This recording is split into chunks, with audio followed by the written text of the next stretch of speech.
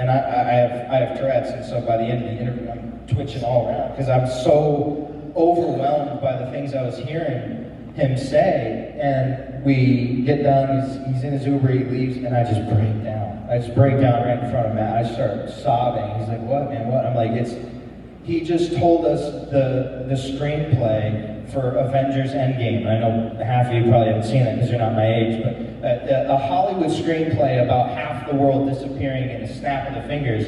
He told us this in 2021. And I couldn't bear it. I could not bear it. And unfortunately, every single month that passed, it became more and more true, and the evidence came pouring in, and now we have this film over here, and you're talking to 100 different embalmers who are saying, yes, we have all seen 6 to 32-inch fibrous things coming out of arterial veins.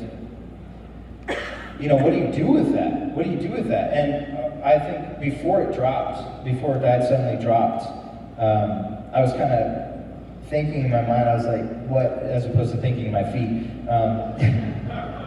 what am I about to do to people? We made a horror movie. Yeah, we made a horror movie, and the worst part about it is it's true. And what am I about to do to people? And we released it on Thanksgiving intentionally because we knew everybody would be there with their families, and you're going to have those conversations that you don't want to have. Everybody in this room, I'm sure, has had an instance where you can't go to this dinner or this event or something because you haven't had a COVID test, or you're not vaccinated, or you're not wearing a mask, so you're not allowed to this family gathering. So we're like, put it out on Thanksgiving. And then what we saw on social media is people were just plugging in HDMI cords and filming their TVs in like the living rooms and the kitchens of this playing over Thanksgiving. But before this happened, I was like, man, what am I about to do to people? And I can't remember who it was I asked, but it was like, is it better to not say this? Should we not say this? And obviously that's not the answer, but it was a serious thing to like, this is traumatizing information, but it's real.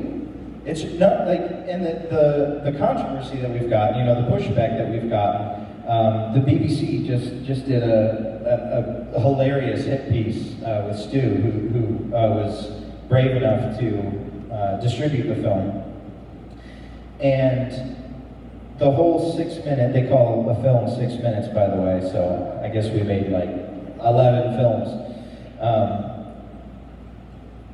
The insinuation is that we are misrepresenting this phenomena of people dropping dead suddenly, and we're using it to spread misinformation, and we're cherry picking specific instances, and well, they weren't even vaccinated.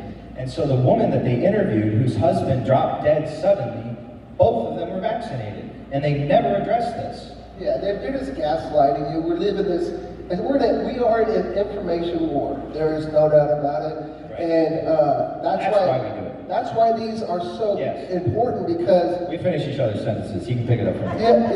Yeah. You have ammunition now to show somebody. Like, they'll put on their hit pieces, and then you can show them this.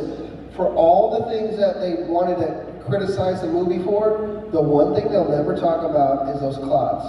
Because they can't dismiss them. They're literally pulling them out. We filmed cadavers 2 hours after they died, and they pulled these suckers out. Now, I think it's a good time to move into the next film.